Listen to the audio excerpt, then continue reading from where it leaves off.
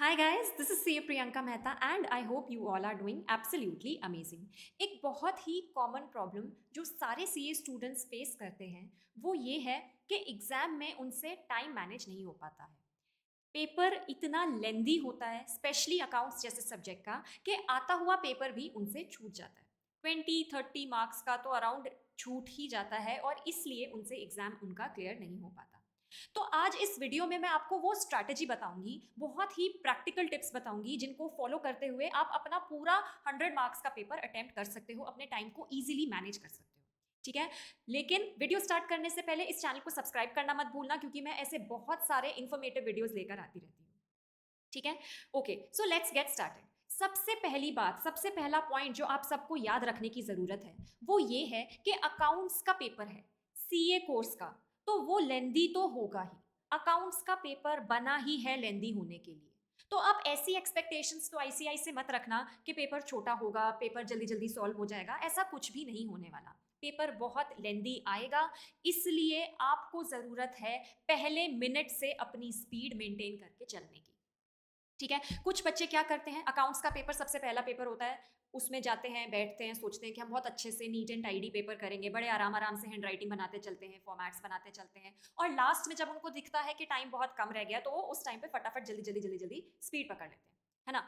ऐसे नहीं करना है। आपको वो स्पीड जो आप लास्ट में पकड़ते हो वो स्पीड आपको पहले मिनट से पकड़कर चलनी है, तभी ही आपका पेपर कंप्लीट होगा, वरना नहीं होगा, ये आप याद रखना। ठीक है, ओके। दूसरी बात, यूज रीडिंग टाइम वाइजली। आपको 3 घंटे के पेपर में 15 मिनट मिलेंगे एक्स्ट्रा अपना पेपर रीड करने के लिए। उस टाइम को आपको बहुत वाइजली यूज करना है।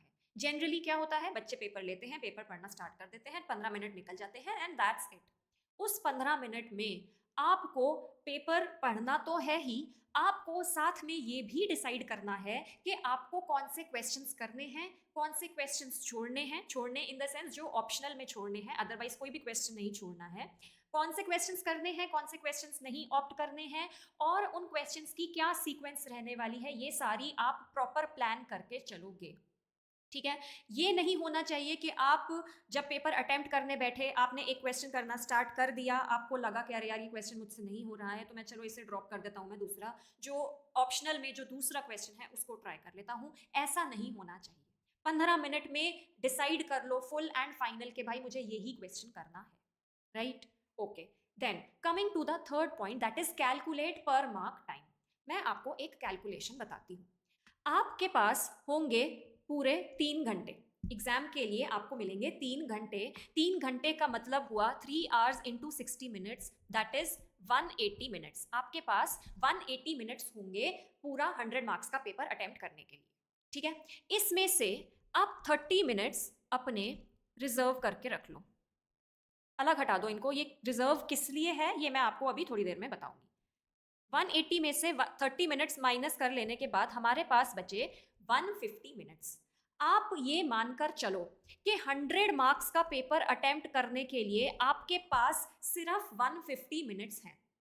ठीक है, 100 मार्क्स का पेपर अटेम्प्ट करने के लिए आपके पास कितने मिनट्स हैं, 150 मिनट्स। इसका मतलब क्या हुआ, पर मार्क के लिए आपके पास कितने हैं, 150 डिवाइडेड बाय 100, 1.5 मिनट। एक मार्क का क्वेश्चन अटेम्प्ट करने के लिए आपके पास सिर्फ 1.5 मिनट है। ठीक है, इस हिसाब से अगर आपका कोई 5 मार्क का क्वेश्चन है तो आपको उसको करने के लिए 1.5 इंटू 5 यानी कि 7.5 मिनट लगना चाहिए। और अगर आपका कोई 10 मार्क का क्वेश्चन है तो आपको उसको करने के लिए 15 मिनट लगने चाहिए। ठीक है, तो इस हिसाब से आपके पेपर में जितने जितने मार्क्स के क्वेश्चन आ रहे हैं आप अकॉर्डिंगली उसको मल्टीप्लाई करके निकाल लो कि भाई इस क्वेश्चन को करने के लिए मेरे पास कितने मिनट्स हैं। ठीक है, ये आपके लिए एक डेडलाइन होगी कि मुझे इतने मिनट्स में, फॉर एग्जाम्पल एक 10 मार्क्स का क्वेश्चन है तो 15 मिनट में मुझे उस क्वेश्चन को खत्म करना ही करना है, राइट। जब आप ये टारगेट लेकर अपना चलोगे, आपने क्वेश्चन सॉल्व करना स्टार्ट कर दिया, आपका 15 मिनट में, हम यही 15 मिनट वाले एग्जाम्पल लेकर चल रहे हैं, मान लो आपका 15 मिनट में क्वेश्चन सॉल्व हो गया, वेल एंड गुड, ठीक है, आप आगे बढ़ जाओ। लेकिन अगर आपसे वो क्वेश्चन उस 15 मिनट में नहीं हुआ तो आप क्या करोगे, आप देखोगे क्या आपका वो क्वेश्चन मोर और लेस कंप्लीट हो चुका है, सब्सटैंशियली कंप्लीट हो चुका है, थोड़ा बहुत ही बचा है क्या, 2-3 मिनट का अगर बचा है तो आप उसको 2-3 मिनट लगाओ और वहीं के वहीं कंप्लीट कर लो। वो 2-3 मिनट कहाँ से आएंगे? वो आएंगे आपके इस 30 मिनट्स के रिजर्व में से। ठीक है, आप उसको वहीं पर 2-3 मिनट लगाओ और उसको खत्म कर दो। लेकिन अगर आपका क्वेश्चन ज्यादा बचा है, मतलब अगर 75% तक अगर आपका क्वेश्चन हो चुका है ना, तो आप उसको वहीं कंप्लीट करके चलो, वहीं उसको थोड़ा सा टाइम लगा के और कंप्लीट कर दो। अगर 75% से कम बचा है, राइट, तो आप उस क्वेश्चन को वहीं छोड़ दो, ड्रॉप कर दो, होल्ड पे डाल दो और नेक्स्ट क्वेश्चन पे मूव ऑन कर जाओ। ठीक है, ऐसे ही अपने सारे क्वेश्चंस के लिए आप करो। जब आपके सारे क्वेश्चंस इस तरीके से कंप्लीट हो जाएं, उसके बाद आपके पास बहुत सारा बफर टाइम बचेगा। अब वो बफर टाइम कहाँ से आएगा? एक तो ये जो हमने यहाँ पर 30 मिनट्स अपने रिजर्व के रखे थे, उसमें से आपके पास काफ़ी सारा टाइम बचा होगा, राइट। उसके अलावा कुछ क्वेश्चंस ऐसे होते हैं एग्जाम में जो वेटेज तो उनकी ज़्यादा होती है लेकिन उनको करने में उतना टाइम नहीं लगता। फॉर एग्जाम्पल आपके ट्रू एंड फॉल्स वाले क्वेश्चंस, है ना, जैसे question number 1 true and false वाला होता है, वेटेज तो उसकी बहुत ज़्यादा होती है लेकिन टाइम उसको ज़्यादा नहीं लगता करने में, तो वहां से भी आपके पास टाइम बच जाएगा। उसके अलावा कुछ क्वेश्चंस ऐसे होंगे जो आपको आते नहीं होंगे बट आप उनको ट्राई जरूर कर रहे हो, है ना, तो उसको अगर 10 मार्क का क्वेश्चन है तो आप पूरे के पूरे 15 मिनट तो आप उसे लगा ही नहीं सकते करने के लिए, क्योंकि आपको वो क्वेश्चन आता ही नहीं है, आप कुछ ना कुछ लिख लेते हो, राइट, तो वहां से भी आपके पास टाइम बच जाएगा। तो ऑल इन ऑल आपके पास काफी सफिशिएंट टाइम होगा कि आप अपने छोड़े हुए क्वेश्चंस पर एक बार दोबारा आ सको। ठीक है, उस टाइम पे आप अपने उन सारे क्वेश्चंस को कंप्लीट कर लेना। अब नेक्स्ट पॉइंट है, give maximum 2 minutes to untallied balance sheet.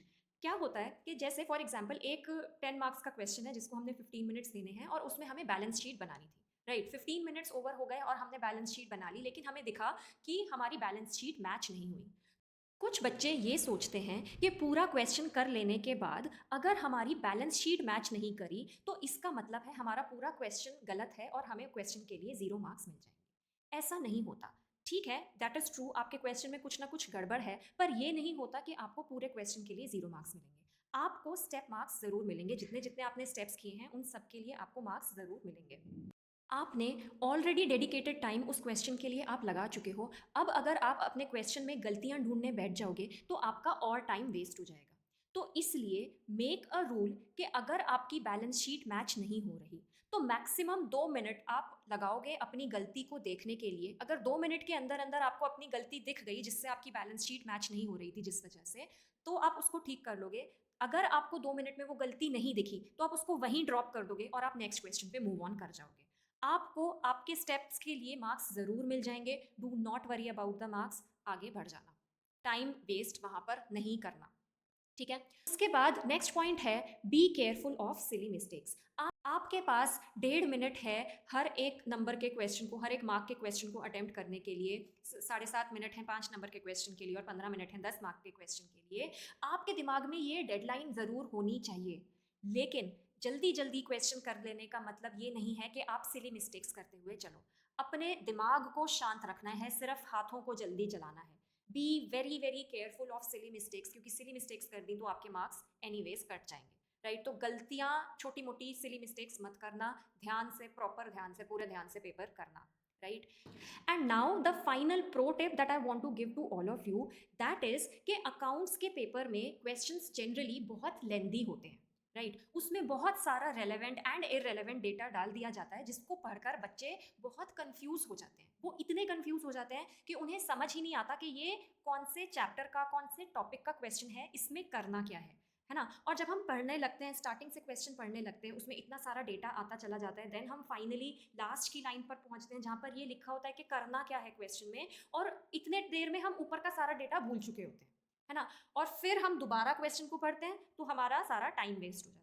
तो इसके लिए मैं आपको ये सजेस्ट करूंगी कि जैसे ही आप क्वेश्चन पढ़ने बैठो तो सबसे पहले वो सारा एक्स्ट्रा डेटा पढ़ने से पहले आप क्वेश्चन की लास्ट लाइन पर या जहां पर भी उसकी क्वेश्चन की मेन रिक्वायरमेंट लिखी है, सबसे पहले उसको रीड करो कि क्वेश्चन में करना क्या है हमें अल्टीमेटली। जब हम उसे पढ़ लेंगे तो हमें क्लियर हो जाएगा कि ये कौन से टॉपिक का क्वेश्चन है, कौन से चैप्टर का क्वेश्चन है, इसमें कैसे, इसमें करना क्या है और उसको कैसे करना है, राइट। जब आपको इस चीज़ पर क्लैरिटी होगी, उसके बाद जब आप पूरी इन्फॉर्मेशन पढ़ने लगोगे, जो भी डेटा क्वेश्चन में दिया है उसको पढ़ने लगोगे, तब आपको समझ में आता जाएगा साइड बाय साइड कि कौन सा डेटा आपके लिए रेलेवेंट है और कौन सा इरेलेवेंट है, किसको आप छोड़ सकते हो, right? This will help you save a lot of time. So these were few tips जिनको फॉलो करके आप अपने एग्जाम में अपना टाइम बहुत सारा सेव कर सकते हो और पूरा का पूरा पेपर डेफिनेटली अटेम्प्ट करके आ सकते हो। अगर आपको ये वीडियो अच्छा लगा हो तो please hit the like button and do share it with all your friends जो इस बार एग्जाम्स दे रहे हैं, जिनको इस वीडियो की ज़रूरत है। Thanks for watching, bye bye, take care.